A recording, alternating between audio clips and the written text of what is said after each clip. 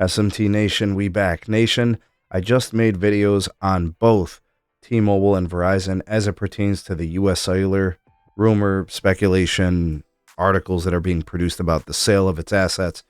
Anyways, you guys can check out those videos. They're in the playlist here. They're posted and published on the channel. But today, in this video, I want to discuss AT&T and what is the most likely scenario and what AT&T gets out of all this, what they would want, and how it's probably going to play out. Link for the article from Drew over at the Wall Street Journal will be linked in the description. Ways to support us down there as well. Please do like and share this video. Subscribe if you're new here. Turn on the bell notifications icon to never miss an upload. All right, folks. So T-Mobile is going to spend $2 billion on assets from US Cellular. It's probably just going to be their low-band 600 megahertz spectrum. That's really probably the only thing T-Mobile wants and is willing to pay for. There might be some other spectrum they might be willing to pay for. It all just depends on the deal, right? And what somebody else might be willing to pay. So in the previous videos, I speculated at $2 billion, they're probably just looking at the low band, the 600 megahertz. There might be some additional spectrum they might be interested in. Again, it depends on the pricing. I think Verizon's looking at the C-band like a hawk. You know, they're definitely looking at that. They might be interested in some of the 850 holdings, right? Stuff that they've typically deployed in similar locations and things of that nature. I think for, AT&T, it's the same story. I don't think AT&T wants any stores. I don't think they want their customers. They can compete in the marketplace for them in that respect. I think AT&T wants the DoD. I think AT&T wants the AWS spectrum.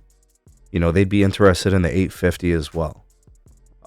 I think US Cellular might have some 700 megahertz as well, right? That might be something Verizon might be interested in. It might be something AT&T might be interested in.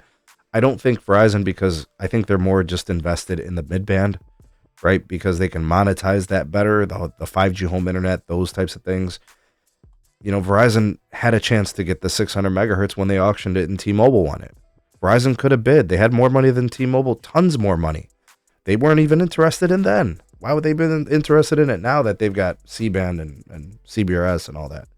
So I don't think so. I think this is going to boil down to AT&T just looking for a really, really good deal on spectrum.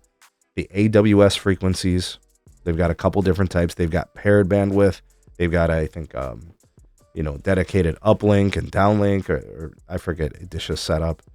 They got the 700 megahertz, AT&T could be interested in. And then it's the DoD. That's really what it's about. I don't think they want anything else from US Cellular. I really don't. Now, the thing that's important to note here, AT&T would be considered the weakest in spectrum position. Remember, they have 40 megahertz of DoD national and then 80 megahertz of C-band. I think the best outcome, or the most likely outcome, Verizon ends up with the C-band, AT&T ends up with the DoD, T-Mobile ends up with the 600. I think what's up in the air is who gets the 850. I'm going to lean towards AT&T. Who gets the 700? I'm going to lean towards AT&T as well, because that just seems more fitting for AT&T and doesn't seem to fit Verizon, and those frequencies are not broadcasted by T-Mobile. So I think that's kind of how things are going to go. Now, with respect to the spend, how much is all the spectrum worth? I don't know. That's the thing.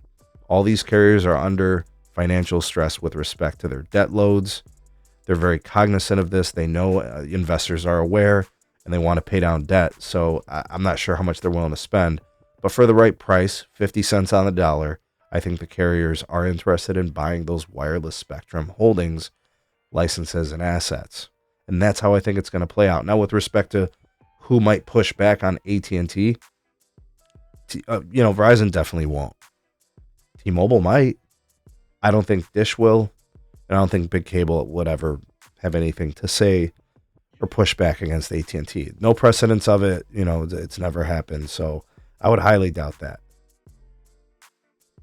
Anyways, that's what I wanted to discuss in today's video. That's kind of my take on it. I was just kind of thinking aloud, what do they want out of this deal? How much they're willing to spend, those types of things, and the assets. What do you guys think about AT&T's prospects in this transaction? And by the way, they weren't cited in this article. So this is purely speculation with AT&T, but it would be part of their due diligence to at least investigate and inquire to see what they could secure. But sound off in the comment section below. You're the voice of the people, the SMT Nation. Let your voice be heard.